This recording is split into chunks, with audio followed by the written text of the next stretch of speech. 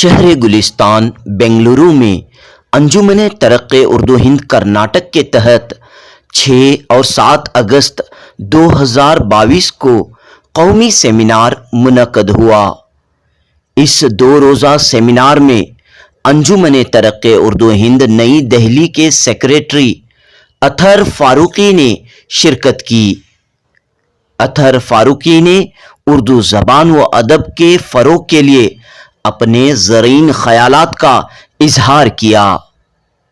واضح رہے کہ اس سیمینار کا موضوع جنوبی ہند میں اردو زبان کی ابتدا، ارتقاء اور مسائل تھا۔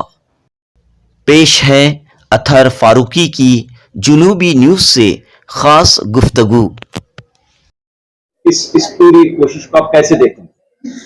یہ بہت بڑی کوشش ہے، اور یہاں جنوبی ہند میں تقریباً سناٹا تھا جہاں تک انجمن کا معاملہ ہے، جبکہ سب جگہ ہماری شاخیں ہیں۔ حیدرآباد میں بہت فعال شاخ تھی، لیکن اب وہاں بھی ہماری شاخ کام نہیں کر رہی ہے۔ تو مجھے خوشی ہے کہ بہرحال زندگی کا طریقہ یہ ہے کہ کہیں جو اقبال نے کہا ہے کہ ادھر ڈوبے ادھر نکلے، ادھر ڈوبے ادھر نکلے، تو وہ بہرحال اب یہاں سے ایک نیا سورج طلوع ہوا ہے، اور مجھے امید ہے کہ بہت آگے جائے گا۔ اور جو ہمارے عبید اللہ شریف صاحب جو پہلا بڑا کام کرنے والے ہیں، وہ یہاں کی تعلیم پہ ہے، اور وہ ایک کمیٹی بنا رہے ہیں جو یہاں جو اسکولوں کے مسائل ہیں اس پہ وہ ایک طرح سے وائٹ پیپر جیسی چیز ہوگی۔ تو مجھے امید ہے کہ آہستہ آہستہ یہ شاخ بہت اچھے اور اہم کام کرے گی۔ تو جیسا کہ ہم نے بتایا کہ مختلف ریاستوں میں انجمن کی شاخیں موجود ہیں، جی کیوں نہیں یہ کل ہند سطح پر ایک کام ہو رہا ہے؟ ہونا چاہیے کل ہند سطح پر اردو کے حوالے سے۔ دیکھیے، ایسا ہے کہ ایک آپ جو بات کہہ رہے ہیں یہ آئیڈیل پوزیشن ہے۔ آئیڈیل پوزیشن لینا بہت آسان ہے، لیکن زندگی کو مثالی راستوں سے زندگی گزرے وہ بہت مشکل سے ہوتا ہے۔ تو وہ اردو کا بھی معاملہ ہے، وہ دوسری ہندوستانی زبانوں کا بھی معاملہ ہے، لیکن بہرحال جو کام جہاں ہو رہا ہے، جتنا ہو رہا ہے، وہ مبارک ہے، اس کو ہونے دینا چاہیے۔ تو حکومتوں سے کیا تعاون حاصل ہو رہا ہے اور کیا امید آپ رکھتے ہیں؟ نہیں، دیکھیے، میں اس خیال کا ہوں کہ جو حکومت کے ادارے ہیں انہیں اپنا کام کرنا چاہیے، جو رضاکار ادارے ہیں انہیں اپنا کام کرنا چاہیے۔ دونوں ایک دوسرے کے معاون ہو سکتے ہیں، ایک دوسرے کا متبادل نہیں ہے۔ انجمن شروع سے ہی رضاکار ادارہ ہے، اس کا حکومت سے کچھ لینا دینا نہیں ہے، لیکن جو سرکاری ادارے ہیں ان سے ہم معاونت کرتے ہیں اور ہمیں کرنی چاہیے۔ وہ ادارے ہم سے معاونت کرتے ہیں تو وہ سلسلہ آئندہ بھی جاری رہے گا، لیکن اردو کے رضاکار اداروں کی اب تعداد کو بڑھنا چاہیے۔ صرف حکومت کے اداروں کے اوپر صرف حکومت کے اوپر یہ تکیہ کرنا کہ وہی اردو کا فروغ کرے گی، یہ تجربہ 75 سال میں کر کے ہم بار بار ناکام ہو چکے ہیں، اور اب اس کا مرثیہ پڑھتے ہیں۔ اس سے کوئی فائدہ نہیں ہے مرثیہ پڑھنے سے۔ آپ جو اپنے طور پہ کر سکتے ہیں وہ کیجئے، جو حکومت کر سکتی ہے وہ کرے۔ انجمن ترقی اردو ہند کا آئین مقصد کیا ہے؟ اس کے لیے تو میرا خیال یہ ہے کہ آپ آئین ہمارا ایک دفعہ دیکھ لیجئے۔ ظاہر ہے کہ اردو کا جو ہمہ جہتی فروغ ہے وہی انجمن کا مقصد ہے۔ تو حکومتوں کے سامنے کیا آپ مسائل پیش کرتے ہیں اردو کے؟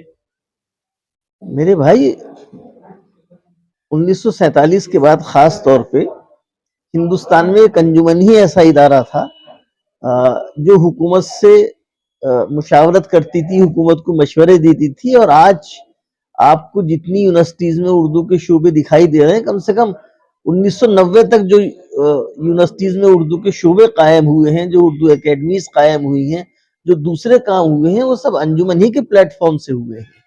لیکن اب کیوں نہیں ہو رہے ہیں؟ نہیں، اب کیوں نہیں ہو رہے ہیں یہ کس نے آپ سے کہہ دیا؟ ہو رہے ہیں۔ نہیں، مجھے آپ بتائیے کہ ہو رہے ہیں یا نہیں ہو رہے ہیں۔ یہاں پر جو ہے اردو کے جو مسائل ہیں وہ حکومت تک نہیں پہنچتے، حکومت تک جو ہے زیر بحث نہیں آتے حکومت کے سامنے، تو ایک گیپ جو موجود ہے اردو والوں اور حکومت کے درمیان۔ یہ آپ کہاں کی بات کر رہے ہیں؟ کی بات ये कैसे आप कह रहे हैं? कल तो ये बात बताई जा रही थी कि हुकूमत की तरफ से स्कूलों को फंड दिए जा रहे हैं, 15 करोड़ रुपए से एक स्कूल बन रहा है। तो ये किस बुनियाद पे आप ये बात एक शिवाजीनगर की बात है, लेकिन नहीं। ओवरऑल मजमूई हाल में बता रहा हूँ जी जी कि यहाँ पर न उर्दू एकेडमी कायम है, न उर्दू तालीम की जानिब तवज्जो दी जा रही है, और एक तासुब भी बढ़ता जा रहा है उर्दू के सिलसिले में। हाल ही में भटकल में एक ऐसा वाक़या पेश आया कि उर्दू के जो अल्फाज थे उसे निकाल कर अब फेंक देखिए दिया ये बहुत लंबी बहस है, ये बहुत लंबी बहस है। उर्दू एकेडमी जाहिर है कि क्या कर रही है क्या नहीं कर रही, मेरा मनसब नहीं है कि मैं उसके ऊपर कोई कमेंट करूं। वो हुकूमत का इदारा है, वहाँ हुकूमत के लोग होते हैं, हुकूमत का जब दिल चाहे उसे बनाए, जिस तरह दिल चाहे उससे काम कराए। ये हुकूमत के और जो लोग उर्दू एकेडमी में होते हैं उनके बीच का मामला है, मुझे इसमें नहीं बोलना चाहिए। आखिर में क्या मैसेज आता है? मैसेज सिर्फ एक ही है कि आपकी कोई मदद नहीं कर सकता जब तक आप खुद मदद ना करें, और उर्दू के सिलसिले में जब तक आप अपने बच्चों को उर्दू नहीं पढ़ाएंगे, आप सारी कोशिशें कर लीजिए, आप रोज सेमिनार कीजिए, आप रोज जलसे कीजिए, आप रोज पब्लिक मीटिंग्स कीजिए, कोई तरीका कामयाब नहीं होगा। अब दुनिया में कोई जुबान मौजूदा ज़माने में अगर वो स्कूल के निसाब का हिस्सा नहीं है, उसका हमाजहती फ़रोग़ होना नामुमकिन है। बहुत बहुत शुक्रिया सर।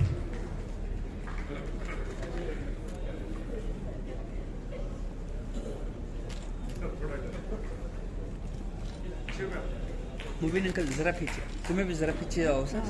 रेडी, दोनों भी बुक होल्ड कर लो। मुबीन अंकल तुम्हें भी बुक होल्ड कर लो, हमको नहीं। नसीर सर,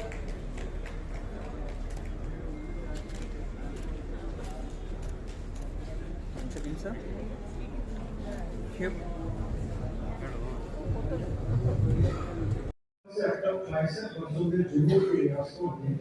उर्दू को 2011 तक 65 एहसासात में सिर्फ एक जवाब मिला। हैदराबाद में अंजुमन पिछले तकरीबन 30-35 साल से तो बहुत फार नहीं है। दूसरी जगहों पर कुछ इस तरह का हो है, तो एक नया सूरज कर्नाटक से शुरू हुआ है और मदुल्ला शरीफ साहब ने ये काम किया है, तो इस काम को आगे बढ़ाने की जरूरत है। कल भी मैंने एक बात पे जोर दिया था और फिर वही कह के मैं अपनी बात खत्म करूंगा कि दूसरे लोग क्या कर रहे हैं, दूसरों को क्या करना चाहिए, इस बहस में हमें नहीं पढ़ना चाहिए। सरकारी इदारे क्या कर रहे हैं, सरकारें क्या कर रही हैं, ये 75 साल से हम बहुत बहसें कर चुके। इससे उर्दू की हद तक कुछ नहीं निकलने वाला है। उर्दू वालों को अपने रजाकार इदारों को मुस्तहकम करना चाहिए। सरकारी इदारे जो काम कर रहे हैं वो काबिल तहसीन है, वो जितना अच्छा काम कर सके हमें उनकी सताइश करनी चाहिए, लेकिन हमें अपने इदारों को मुस्तहकम करना चाहिए। दूसरी जो अहम बात है वो ये कि आप रोजाना सेमिनार करें, रोजाना बहसें करें। आप में से कुछ लोग जो फिदायीन हों वो अपनी सारी जायदादें बेच के लगा दें, 1000 करोड़ रुपए आप खर्च करें, उससे कुछ नहीं होगा।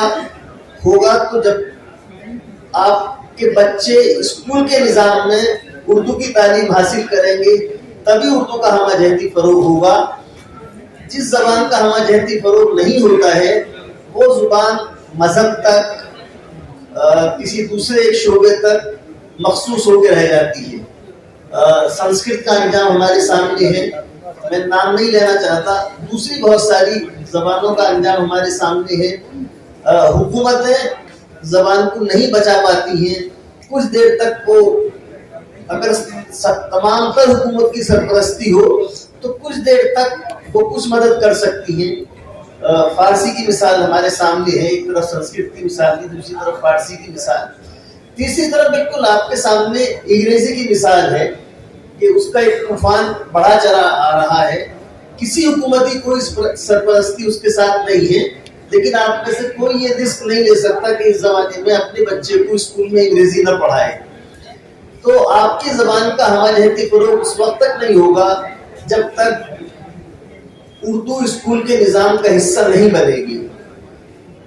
میں یہی بس بات کہنی چاہتا ہوں